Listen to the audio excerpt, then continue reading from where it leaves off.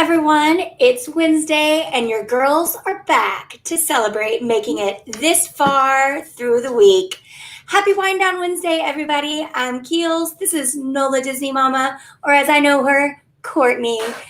Did you guys miss us last week? Because we missed y'all. So we are back for another Wind Down Wednesday, and goodness, did we pick a weird week to take off? Because it seems like we've got so much travel news to catch up and talk about with you guys. But first off, it wouldn't be a Wind Down Wednesday without the wine. Cheers. Cheers. So Courtney picked this week, and we are drinking 2 different bottles of wine. Of course, I have a rosé, and Courtney has a Pinot Noir. But they are both part of the Pinot Project line. Yep. So it's like they're sisters. So tell us a little bit about the wine. The first time I had Pinot Project, I think it was at Bacchanal, actually, and I just fell in love with it. It's a great price point. It's available a ton of different places. I bought it at Trader Joe's because I just happened to be there, but I've seen it at Dornax. I've seen it at Martin's. Pretty much anyone that has a decent selection of wine, you'll probably be able to find the Pinot Project. But it's a relatively new vineyard in California in Sonoma County. And it's just it's a really good wine at a really good price point. I think both of the bottles were between like $12 and $14 each. I forget which was which. Awesome. But can be found, like I said, can be found pretty much anywhere, and it's just really good. Like Keely said, I'm drinking the Pinot Noir. It's very like cherry, very oaky. It's good. If you've watched more than like one episode, you'll know how much I love Pinot Noir. So this is one of my favorites in like a lower price point, easy to drink, kind of always have it on hand kind of bottle. And so me, I have the rosé of Pinot Noir, and I'm getting cherries, strawberries. It's very fruity. It's just a hint sweet, but still dry and not like cloying or lingering. You know, I don't know what the temperature was like where y'all live, but it got down to 90 here today. So it's the perfect kind of refreshing porch pounder wine for a day like, or a night like tonight when we are talking about summer travel. And boy, do we have some things to talk about. For sure. I believe it came down last week when we should have been broadcasting, but all of the theme parks. So this is what we thought would be the biggest news for a while, was all of the theme parks in Florida were stepping back on their social distancing guidelines and their mask mandates. So no masks outside. It's basically just masks when you go into a queue or when you're inside walking to your room at your hotel or to your table to sit down to eat. And it even appears the CDC is signaling they may be looking forward to doing more kind of relaxation on some of those as we head towards July 4th, which I think really all of us that were there in April, that's all we wanted was to not have to wear our masks outside. Do you think that's fair? For sure. Yeah. I'm going in July, and I was dreading having to wear a mask in July because it was hard enough in April. When it was still like I wore a jean jacket one day because it was like chilly. Mm-hmm. And so I was dreading July. It was Southerner chilly. It was Southerner chilly. Yeah. It was like 65 the number of people that were texting me or whatever when the mask mandate was dropped that are traveling this summer, it was like, you might as well have said, I'm giving you a free Disney trip. People were so stinking excited. Well, yeah, we have one of our Crescent Lake Club members, Jerry, is actually there with his family this week. And he, like, the news couldn't have come at a better time for him because he's also traveling with a little one that doesn't have to wear a mask in school just quite yet, only in certain places. So trying to program him to wear the mask was on the airplane and when you get to Mickey's house. And that was already going to be hard enough. I'm sure Courtney can kind of give some insight on what it's like to be with a younger one that has to wear a mask when it's just really hot and inconvenient. Or just how gross it can get. Yes, disgusting. But yeah, everyone's super excited. I have a cousin who just left today. So the whole trip she was there, they didn't have the mask mandate in place. She did say they're pretty, her word, not mine, pretty militant about putting your mask on, going back inside. Again, that's her word, not mine. So just be prepared for that if you're traveling. It's not like, oh, I'm just going to scoot into this queue and take a breather before I put my mask on. It sounds like once you step into the restaurant, step into the queue, whatever the case may be, you're expected to and required to put your mask back on, which, I mean, that's what you signed up for. It's, you know what, I'd rather not have to wear it out when it's hot and I can put it on. The only thing, and I meant to ask him about it today, is if they're still kind of enforcing the no, like, drinking water or anything in the queue anymore. Because when we were there in April, they were pretty adamant. Once you step through, like, the official underneath where the wait time sign was, I guess that is the delineator for the official queue, they were pretty aggressive about no drinking, no eating. If you had an outside drink that wasn't like a bottle of water or a soda or something like that, you had to throw it away. So I'd be interested to see how they're doing with that, especially because they've scraped off all of our floor guidelines for where you should be standing. For sure. Now, probably what you saw during Mardi Gras was similar to what we saw back in November. Like, everyone was spaced, was far. When we went in April, it was pretty much kind of police yourself for what social distancing actually means and how far you need to stay away from everyone. So it seems that they're going just straight up with the try and keep your personal space if you can, wear your mask inside, and police yourself on the outside, which I guess is why we still haven't seen fireworks, big shows, other than a celebration of the Festival of the Lion King or parades back at the parks. But this is a positive step forward. It is. It is. And that on top of they've taken away temperature screens everywhere, right? I don't think there's temperature screenings anywhere. I also saw reported that if you haven't been there, and this actually got really frustrating at some points as you were trying to navigate the park, but going in and out of shops, there were certain places that you had to enter and certain places that you had to exit. And so, for example, getting into the Emporium on Main Street, you could only enter in that, like, center, I don't know, I'm sure there's a special name for it, but the one that's in the center of Main Street is the only door that you could go into. Right. Yeah. So it's like right where the flower shop or whatever used to be. But then they make you line up until the line wraps all the way past the exit doors to Casey's. Exactly. And so, like, so often, as soon as we go into Magic Kingdom, if we need something from the Emporium, we just go into that one that's at, like, the corner. Well, that's an exit only.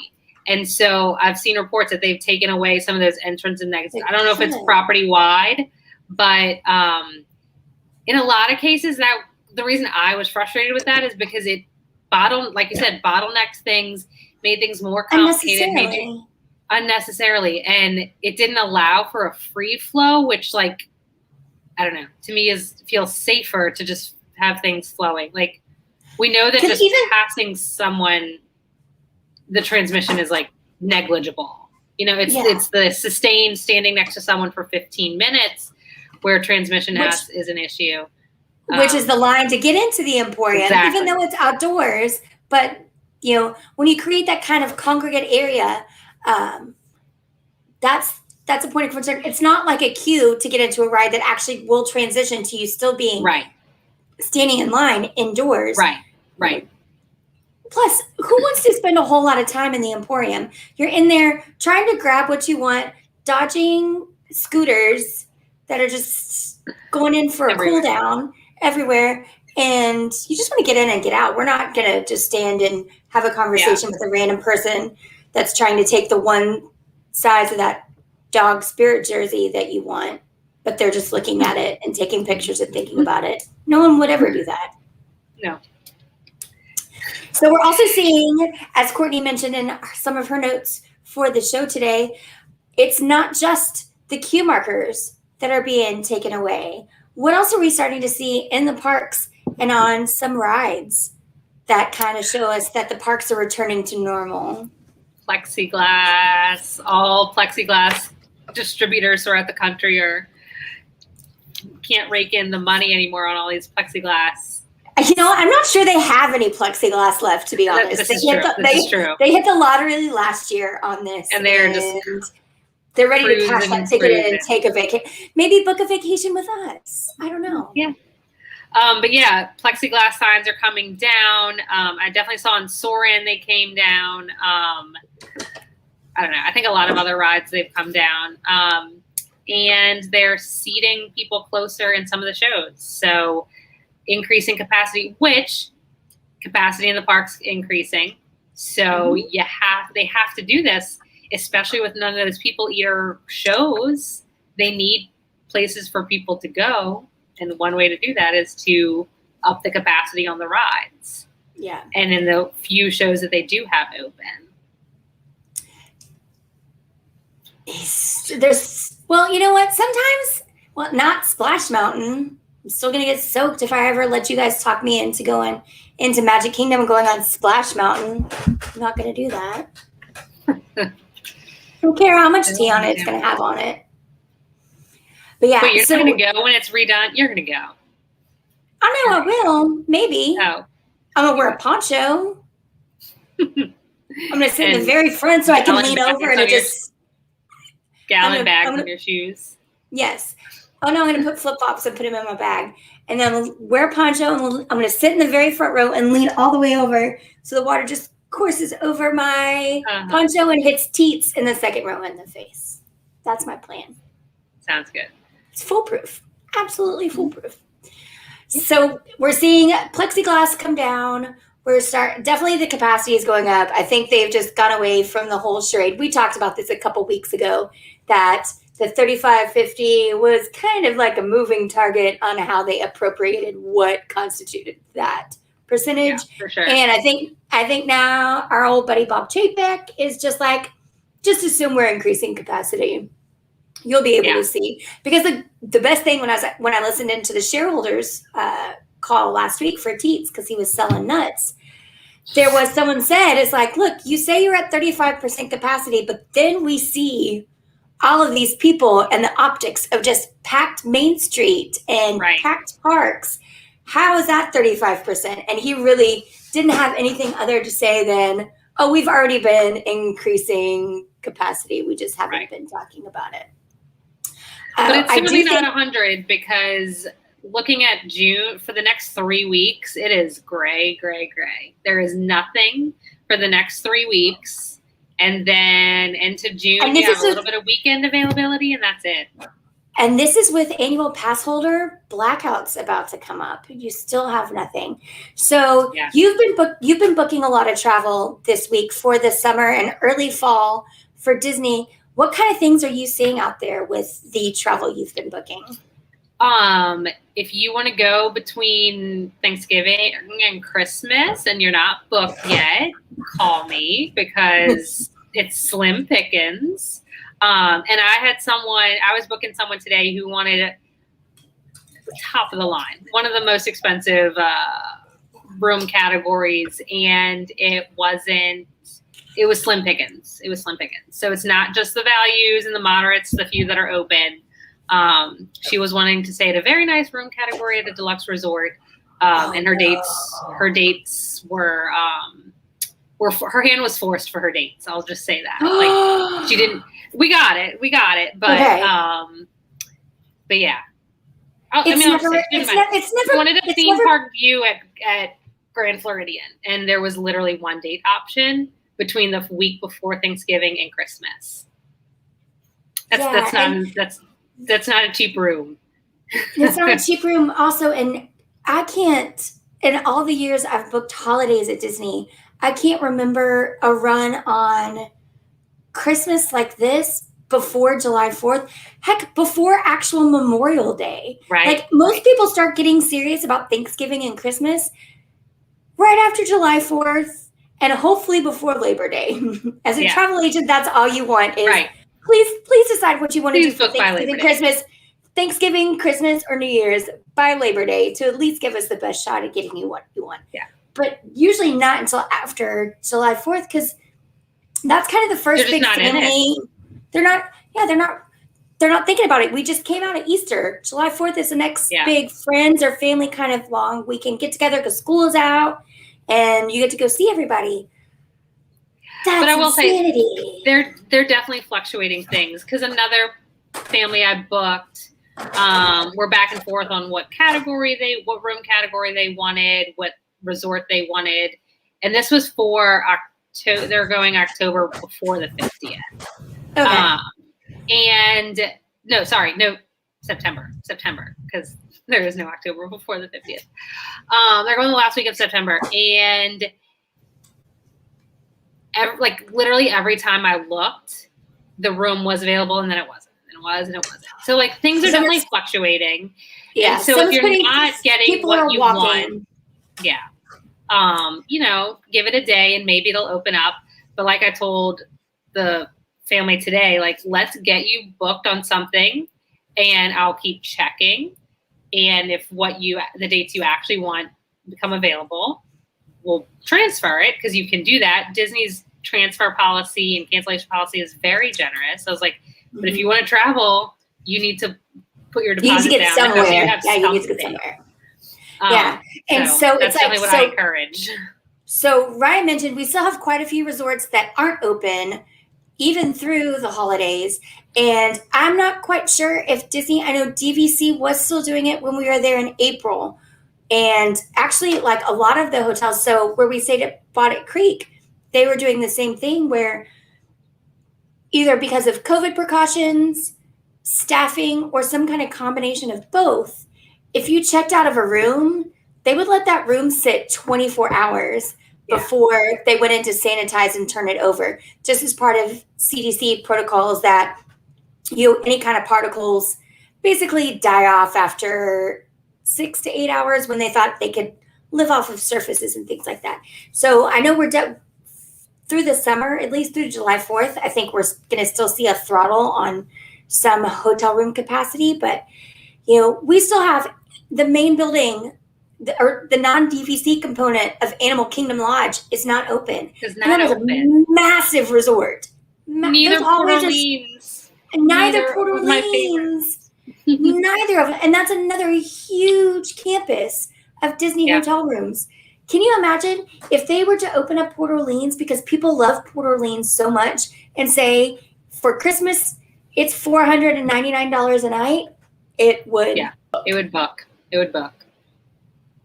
Just because of the location, the quietness, the whole campus, the whole resort campus, everything it offers. So I'm just wondering if they're having some kind of struggles in bringing back, mousekeeping and different hotel logistics things, or it could also be that they're having to do a soft linen turnover that we didn't know about. That's taking quite a long time, because they did, all these hotels have sat empty for a while. We don't know what the conditions are like, especially Port Orleans that has an external, most of the moderates and values have external AC units, which we get to experience living down here in the South. And when a humidifier is not running all the time, it can get, we don't know if it can be kind of funky. So we don't know what the state of play is on that. I'm just trying to give them excuses for why they haven't opened up two of the most popular properties on property. Tate also did mention that the gondolas are now, so if you're taking the Skyliner, they're now seating multiple parties in one Skyliner cabin, which is going to reduce wait times at peak times, which we're getting up to 30 or 45 minutes, especially coming from Art of Animation from that area. Yeah. We're getting back to normal, kids. We're getting there. We're getting there. Now we just need shows and fireworks and Port Orleans. And Port Orleans. And Port Orleans. To your point about soft linens, I hadn't even thought of that. And we know nothing. This is just Keely's brainchild, her idea. I don't know. Getting stuff getting manufactured goods in is still impossible. Hard right now. Impossible. We have a friend who ordered a couch the month before Mardi Gras, and it hasn't even been made yet, much less shipped. Literally, I can't get an oven. I can't get an oven. I've been trying to order an oven that fits my built-in since COVID started, and I'm still cooking out of a countertop toaster oven. So if they need mass quantities of quality white linens or any kind of custom thing or replacements of any textile that was made somewhere else, it could be caught up in just supply chain and logistics issues. We don't know. It could have been on the Evergreen and stuck in the Suez Canal. So just in case we didn't have a pandemic to slow things down. Yeah. Then we had, Bodie McBoatface turn himself sideways and shut everything down for a week. I go and sit. So we have this area here in New Orleans called the Fly, right by where I live. And it's part of Audubon Park, and it directly faces the river. And so usually when the weather is nice, I go out and I send quotes and emails, and I check up on stuff for everybody. And I just see all the barges go down the river, and I wave at them, and I thank them for not getting stuck in the Suez Canal. Or the Mississippi River, which is really hard to navigate. But it's like a Mario Kart course. So we're going to flip coasts now. I think we pretty much touched on everything East Coast. We'll come back to one more thing that me and Ryan have been experiencing a lot of discussion about lately. That's based on the East Coast for 2022. We're going to move to the West Coast, and Disneyland has opened. And today they gave an amazing announcement that starting on June 15th, everyone can come to see Walt's Park. All are welcome, encouraged, invited, and you can start making park reservations for the next 120 days out for Disneyland. So that's twice what you could do when you had the Flex Pass, which is the annual pass I had for Disneyland. You can only make them 60 days out. So at least they're upping the capacity on that. Now, there are still no annual passes. You still have to buy a tiered, dated ticket, and you have to commit to like what parks you want to go to, what days, or if you're going to park hop. But June 15th, Disneyland is open. Mm-hmm. Keels is going to start. Booked? Not yet, but I'm going to start looking to see what Spirit and Frontier flights I can get for us that just come back in one night. Okay. That works. I'm excited. I've said before I have not been to Disneyland, but if I had to make a 24-hour jaunt out to the West Coast, I could make it work. The Fairfield Inn on Harbor is really, really nice. Yeah. But it's really exciting. I know people are super, super, super pumped, and understandably so, that everyone else is allowed back into Walt's Park, because there's some really exciting stuff happening in Disneyland. Especially next week. Yeah. Marvel's Avengers Campus is opening, and that is a build-off. They have repurposed a Bugs Land as part of Disney's California Adventure. It's been going on for a couple years, and now it is going to be all themed to Marvel's The Avengers, which also ties it into Guardians of the Galaxy Mission Breakout, which is the former Tower of Terror ride at California Adventure. And we got a lot of news drops on Monday. It's like I was joking on Monday. They always really seem to give us Marvel news, movies, on TV Monday. shows, theme park on Monday. So I appreciate it. So we always have that to talk about. But we got a really great look into, we got to see the park maps. We got to see what food is going to be there. I got to see the $100 panini, which you and I are going to have to get at least 3 to 5 more people to help us share this panini. Hopefully when we go, we can make friends and they will all share with us. Or I guess we're just going to have to do it for the gram. We'll do it for the gram. We won't squish it like Disney Food Blog. We won't do this. We won't take one bite and throw it in the trash. We will actually consume it like normal human beings, because it's $100. That's insane. That's insane. How big is it? It feeds 6 to 8 people. So and basically, it's the same as the Monte Cristo from Cafe Orleans, and that's $21. So this is actually a deal. I mean, yeah, because 21 times, yeah. You and I may be eating $100 panini for lunch, for dinner, for breakfast, and then maybe a slice for the plane and the way back too. Yeah, I mean, that's maybe what all we eat, but that $100 panini. But we also got to see some news about the new ride, which is Spider-Man's Web Slingers, which will offer a purchase merchandise component that will help you score higher, apparently, in the game. Teets was real triggered by that, but he's obviously going to buy it when he goes to Disneyland. And then there's the rest of the campus. Pim's Particles, you're going to see where all the characters you can't meet on the East Coast, where you can meet them on the West Coast, like my boy T'Challa, Captain Marvel, Spider-Man. So I'm excited. It looks really great. The theming is great. I think people are excited. I'm looking forward to see pictures and stuff when they come out, when everyone can go in there. Gosh, next week? Yeah, next week, the 4th. That's How Friday? How are we already in June? Girl, I don't know. Time needs to slow down. I think it's just me. Like, all I was looking forward to this year was, okay, when do I get the vaccine? Awesome. Okay, when do I not have to wear this mask everywhere? Okay, good. Done. When can just be normal? Yeah, and we're getting there. We're getting there. So the other thing that we got late last week and into this week, we got the big announcement late last week. And this week, more refinements are starting to trickle out. But we have, one, a major return to cruising beginning in July, exclusively out of Seattle. Almost every domestic cruise line will be sending a ship out of Seattle for a 7-day trip through Alaska. And so this is part of the Alaskan Tourism Recovery Act. It was actually signed off on by President Biden, I want to say Thursday or Friday of last week. Mm-hmm. And they've already pushed forward with their announcements.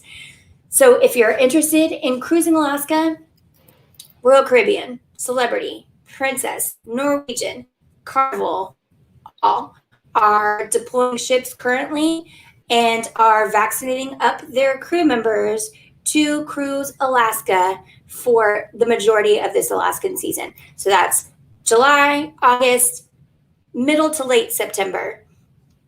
I've been to Alaska. It's fantastic.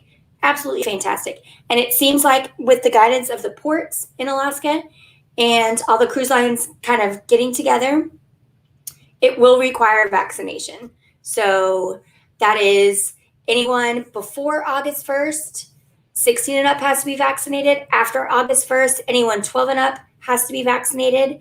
They're going to make small considerations built in on the percentage of the capacity of the ship for those under 12 to sail without a vaccination card or proof of vaccination, and before August 1st for those under 16 to sail without proof of vaccination. But that's really going to be a hard and fast rule on all of them. There's no getting around it. But on the flip side, they've also said because it's a fully vaccinated cruise, no masks, no distancing. You can do excursions on your own with the guidance of the port and your excursion leader. So if they're going places or the restaurant you're going to wants you to wear a mask, you have to do that. But otherwise, it is freedom to experience cruise life as you knew it. So that is exciting, especially for me. Exciting. As a Southerner who loves going to Alaska, like in middle to late August when it is infinity degrees and infinity humidity down here. So I'm really excited to get on a ship, pull out some jeans, see a glacier from the hot tub. Enjoy your hot cocoa on your balcony. Oh my gosh, absolutely. Hot toddy while I'm watching the glacier go by.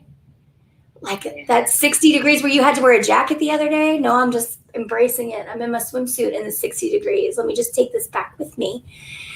So if Alaska is something you guys are thinking about, or it's something you've never done but have always thought about it, this is the time to do it, because there are deals. Basically, everyone's offering a price that is all inclusive for a cruise. That means your gratuities, which you normally have to pay on top of the cruise fare. It means select specialty dining on top of just the main dining room or the buffet. It means drink packages. It means Wi-Fi. In some cases of some cruises, they give you onboard credit or actually pay for your onshore excursions. So Norwegian Some are offering flights like for flight under credits. $300 flights from major cities. So that's all included. Insane. So if you've ever wanted to do Alaska, this would be the perfect year to do it. You know, on top of the fact that it's going to be cool and it's a nice way to get away from the South in the summer, no ship has gone through there in 18 months. So when I went, I felt like I was just already in the cleanest, most perfect part of the world. You can hear the sounds the ice from the glaciers make when they break down into the water as the ships cruise through. You can see just some of the soot that catches on the glaciers as everything slides down. Well, no one's been there, and no one will be there until essentially July 1st. Yeah. So just think about going back to a really untouched, primitive, amazingly beautiful, once-in-a-lifetime part of this country. Also, the stops are great, and if you like seafood or crab like I do, you are going to be in heaven. So if Alaska is something you might be considering, this is seriously the summer to do it, because the deals are out of control. On the flip side, cruising, we'll head back to the East Coast, and something that Ryan and Courtney have been really familiar with booking this week is the brand new ship from Disney Cruise Line, the Disney Wish. Wish. Tomorrow morning, it opens up for general booking. It's gone through Castaway Club tiered booking. What have y'all been seeing? Insane booking. Multiple categories are sold out. I believe the funnel suite, if you're interested in that, it is sold out for all of its bookings. Well, that's like $30,000 though, right? For like but so exactly, that's even crazier that it's sold out. When I was looking today, concierge for every single sailing was sold out, and veranda for most, not all, but most sailings was sold out. Now, again, just like resort availability, it fluctuates. When I checked at noon, it was different from when I checked at 6. It'll be interesting to see what happens overnight as people's holds fall out, and if they open up any other availability when general booking opens tomorrow. But yeah, if you're hoping to get in on that inaugural season and you don't have a request in with me or Teets or an agent, get on that because it's going to go, and it's going to go fast tomorrow. I have 7 rooms that I'm trying to book tomorrow in general booking. So fingers crossed that I get 7 out of 7, and I'll report back next week. Because there's only 3 and 4 nights. They're trying to get in as many cruises in this first season as they can. We talked about that last time. The inaugural booking is longer. It's a 5 or 7 days. Teets. I don't know. It's all booked up. 7. But no one's getting on that unless you're already booked. So 3 or 4 nights. That's it. It looks incredible. I'm so excited. My room is one of those 7 rooms I'm trying to get tomorrow. But yeah, it looks crazy. It looks insane. So since the funnel suite is booked, what are you going to drop down to? So I get it is 5. That's what I thought. It's 5 nights. Okay, it's 5. I thought it was 7 for some reason. I think the worst thoughts, and I have a very rambunctious 5-year-old who'll be 6, and I'll have a 2-year-old. So the thought of a veranda makes me very nervous. I know you can request for the chairs to be taken away, and I know it's safe, and I know the chances are 1 in a million, but like I couldn't live with myself if something happened. So we're going to go ocean view because I can't it just makes me so nervous. Well, and to so the have great thing a veranda. The great thing at looking at the reasonably priced ocean view rooms, there are so many that are surrounded right by the check-in and check-out points on the Disney Wish from the Kids Club, which actually makes it more appealing to family members or to families with children of your age. Who's going to go down the slide with him into or who's going to drop him? Who's going to shove him down the slide to go into the kids club? I'm really interested to see how that works how that out. Works. I don't think that's not going to be a free for all like it looked. I can't. Yeah. Can you imagine? It would just be like no. But yeah, I'm really excited, and I hope it works out for everyone, everything. But yeah, the booking is insane.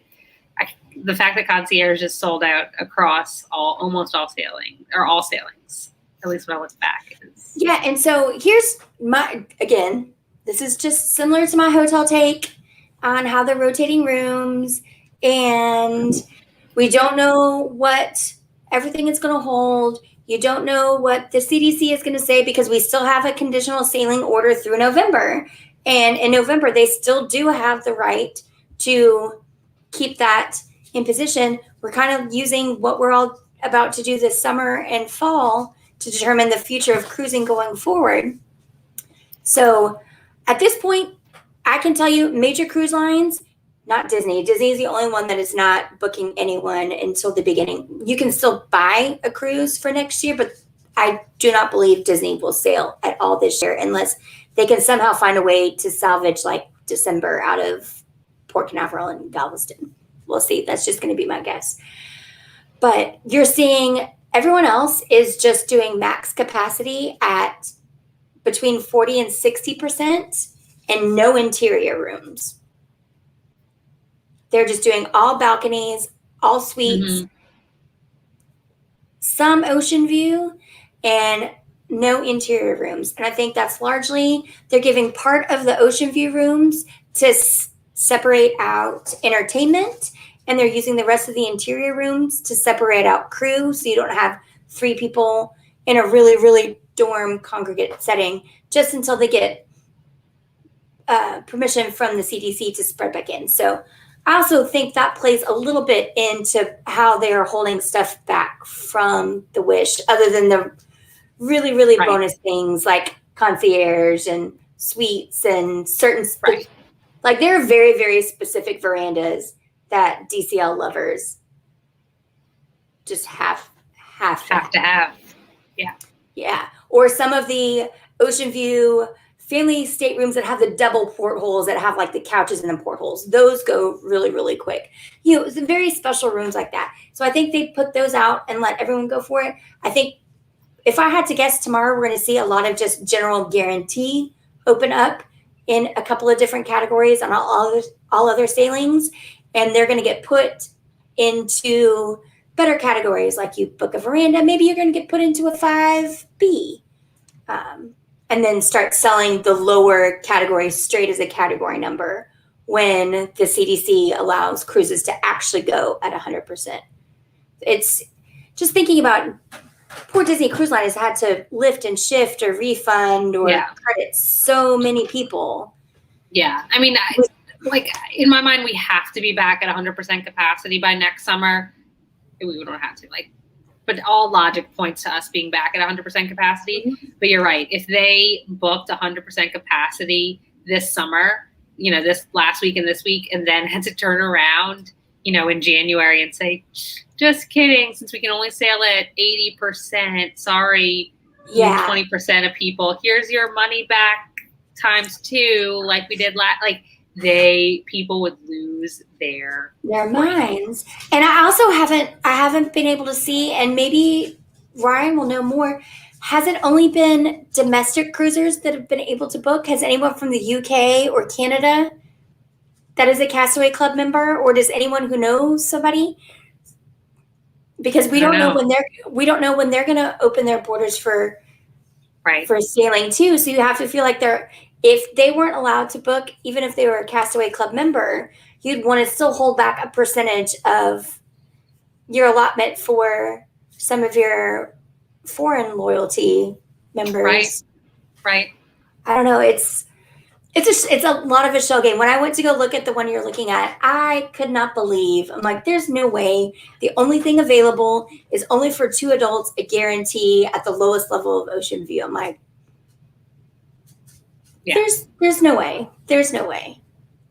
See, okay, think Teets told me I finally had a good question. Occasionally I come up with some good stuff, Teets. So yeah, I know right now with the celebrity launch that it is only for domestic guests on the domestic cruises. Well, because you can't leave Canada without quarantining for 10 days, and that becomes now cost prohibitive for people. Right. So anyway, it's just something to think about. I think you guys are going to see a lot more availability tomorrow. I'm fingers crossed. I will be up early. Like I said, I have 7 in the hopper for tomorrow. If you want to get, position 8, position 9, 10 on my list, let me know. I can add you to the list. She's doing it. But yes. Yeah, it's been a crazy week. People are definitely ready to travel again. I mentioned earlier the theme park view at Grand Floridian. The family I was talking to, I was like, before I gave them the price, I was like, this is one of the most expensive rooms on property outside of a villa. And she's like, I know, but we just haven't traveled in a year and we haven't spent any money on travel. So we kind of want to go big because all of our funds, the money that we normally would have spent going to the beach or, going on a cruise out of New Orleans. We've talked before, we can get cruises out of New Orleans for nothing. They haven't done it. They haven't flown anything. Her husband flies for work in normal times all the time. He hasn't done any of it. So they're like ready to spend their money on travel. And I'm seeing that with a lot of people who are booking. Yeah. I'm seeing that with me personally, but yeah. Yeah. The pent-up energy. So yeah, especially if you guys are watching us and you've been trying to think about taking that Disney trip or trying to make Christmas happen or New Year's. Now is the time because we are seeing little movements in good rates. And, like I said, we're not until July. So there is still time to adjust your budget. We're not going to see dining plan come back. So I know people are going to be waiting to see if there's going to be some kind of fall promotion for dining plan. You're not getting free dining. You're not getting free dining.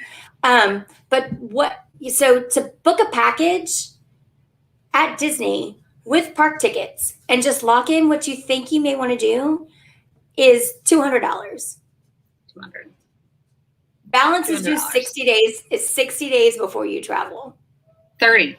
Balance is due 30 days. 30 days. Your husband won't even notice the $200 out of your checking account. Trust me.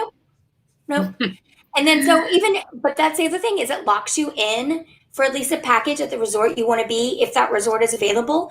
And then someone who's really aggressive and checks a lot like Courtney or like Ryan or like Beth can just keep checking for you every time we get a promo release. I know Woody is watching promos like crazy because we just got one today from Southwest Airlines Vacations. So if you're a Southwest Airlines vacation member, you can get up to 30% of your Disney park package and your Southwest flight. That's something we can look into for y'all too. So someone is always coming out with something if you want to try and save a couple extra dollars. Those flights, the Southwest flights to Florida are, I think I saw $67 at one point. Like, when was the last time you saw a Southwest flight for $67? Not Spirit, not Frontier, but Southwest. It's been bags for free. I actually am branching out from my favorite, which is Spirit/Frontier. And I booked my flights for October on Southwest just because I'm going on the Mardi Gras cruise. So I'm going to need bags. Need the bags. And my round trip from New Orleans to Orlando and back was $220. And what I'm thinking, I'm going to take a big bag, a little bag, and a backpack. Like, I'll probably pay extra for early bird seating so I can like sit in the front and not have to deal with anybody, or at least get like an exit row seat. But it's still already better than what it would cost me when I was looking at Frontier or Spirit to fly. So now if we can also book you with Southwest Vacations or American Airlines Vacations to bundle air with your Disney trip or your Universal trip, both. Or why not do all three? Hogwarts is very pretty at Christmas. Just saying. It is. But yeah, so what other kind of, I'm just seeing really great cruise deals, and I've promised Tisa I was going to do this for forever and forever, but actually tomorrow I am going to have a blog item with just a bunch of cruise deals for Alaska on different cruise lines, what they start at and what you're looking at deposit and final payment day on. So everything, again, assume if you want to do Alaska, you have to be vaccinated or 16 up, vaccinated up to a certain date, under 16, with very few exceptions, but reach out to me and I'll help you figure all of that out. Alaska, doesn't that sound great this summer? Get out, see some nature. Beautiful. See some nature that you don't have to road trip to and spend all the time in the car with your kids. It's about time. It's about time. Yeah. Oh, no, for my cruise blog item. Listen, there's a lot been going on, dude. It's been a busy week of travel, for sure. All that to be said, Disney has not released any kind of promotion stuff. I don't think they have to. With the requests I've been getting, the bookings I've been getting, I don't think they have to. So I wouldn't be looking for that anytime soon. But if you haven't spent money on vacations in 14 months, now's the time, right? Pull all that money. And like Keely said, it's a $200 deposit, payment due 30 days before you travel. And their cancellation and modification policies are very generous. They're extremely generous. Like you can modify up until final payment day. You can even modify room or resort. You can modify after. Yeah. You can modify. So even after you pay in full, if that magic room, if Animal Kingdom Lodge finally opens up, you can modify what you've already paid in full up to 3 days before to Animal Kingdom Lodge if it ever opens up. And that's why you need experienced people like Courtney, like Ryan, like Whitty, occasionally like me, but like Jerry, like all of our great friends here at the Crescent Lake Club. We are here to help you guys out, answer any kind of travel questions. If you've ever thought about trying to do like a multi-generational trip for the holidays at Disney, there is no better time than now because we're starting to see a lot of restaurants open up. Now they've completely done away with the table restrictions. So you can book up to tables 10, 18, whatever you need to make your Thanksgiving meal work. How great would it be to do Grandma, Grandpa, everyone for lunch at Beer Garden at Epcot on Thanksgiving Day? How fun would that be after a year of That'd be really fun. Think and about that. That's another good point about dining, though, because pre-pandemic, if you follow Disney, dining reservations were made 180 days in advance. So you would be looking at, like, we'd be coming up on booking for dining for the holidays. Right now, it's at 60 days. Right? Yeah, 60 days. So you are not too late to book your travel and still have plenty of time to plan out your dining if that's something that's important to you. Like I said, I'm going in July and my dining window just opened. I just made my dining reservations for July, which felt really weird. I'm not going to lie. It felt really weird to not have dining when I'm traveling in 2 months because that's how Disney has conditioned us and programmed us to think you have to make your dining reservations 6 months. Which I actually love it. I actually love it going back to 60 days, which is what it used to be. I know, I do too.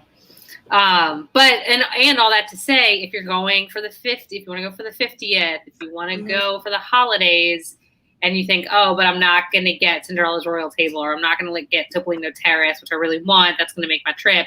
You're fine. We still have plenty of time to book your dining.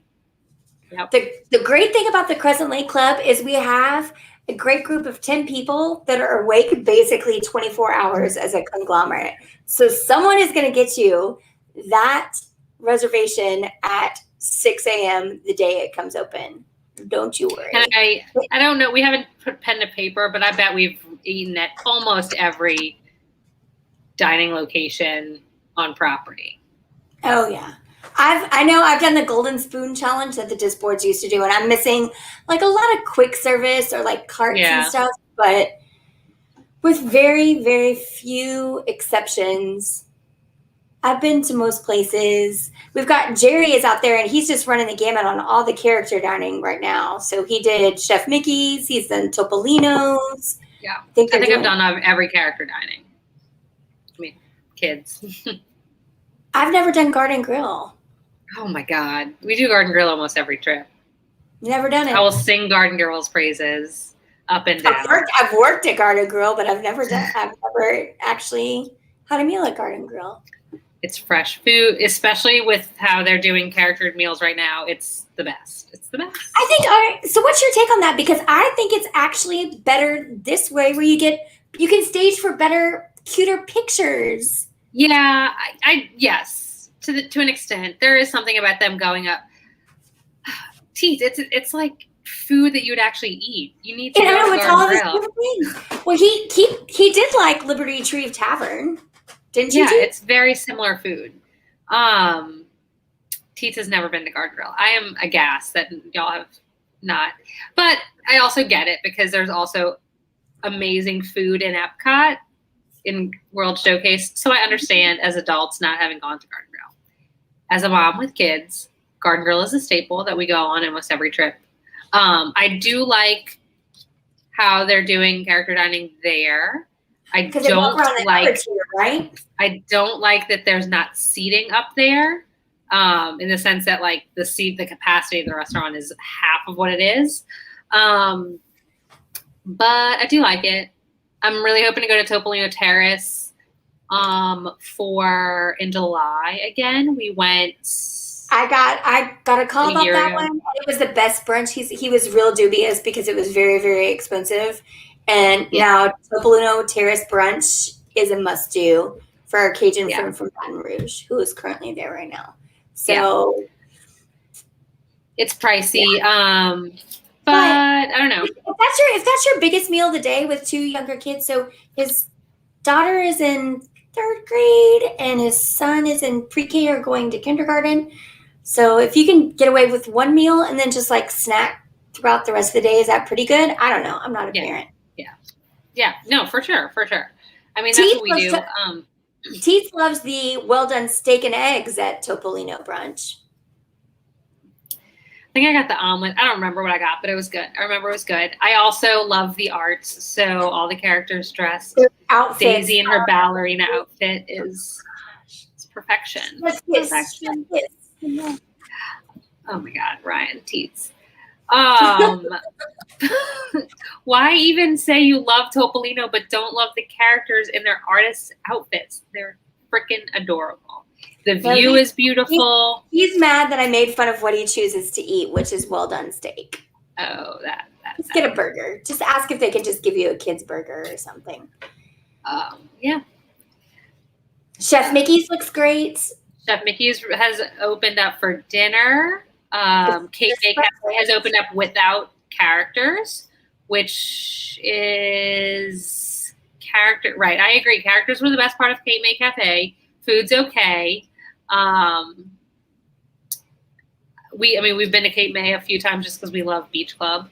I enjoyed Cape May being closed because it meant the Beach Club lobby actually smelled really nice. Yeah, it didn't smell like seafood. It didn't smell like seafood. But it's mostly, it just smelled like mussels that had been, or clam. It smelled like clams that had been sitting under a heat for a while. Yeah. So, and I know people aren't real thrilled with the changes to Cape May because it's no longer the buffet. It's kind of like an a la carte, like those big things they give you at Whispering Canyon or whatever. And then the crab legs are an add-on. Yeah. I have a breakfast reservation for July. I'm probably going to cancel it but I saw it and I made it. I saw it and I was happy for it to be back, so I made it. It was an impulse decision. But breakfast is way better there. Yeah. So we'll see. I actually don't think I've ever eaten dinner because I don't think we'd spend money at Cape May Cafe for dinner. Like, we're not gonna spend money at a seafood restaurant. I don't know. I generally don't eat seafood when I travel. Because generally, because why? That's like all we eat here. Right. It's not a hard and fast rule, but I'm not going to spend money to go to a seafood buffet. I would like to see when I am there in July. I'm really hopeful that a couple more signatures open up. I need some Jico or some Boma or some Yachtsman or the Crew Cup actually having a food menu open in my life. I need those rolls. Yeah, that's what I need. Takumi Te to open up because I missed out on that one. It's time. And the more that the months keep going and they refuse to bring this kind of stuff back, that's what gets my trigger point. Yeah. How about any dining in China opening? Like anything other than just the cart's the only thing that's in China that's open, right? Yeah. Give me Tokyo dining back too, so I can get sushi. Just give me. It's time. I know y'all are looking forward to fireworks and shows and all that kind of stuff, and I totally agree on that. But I need some extra dining.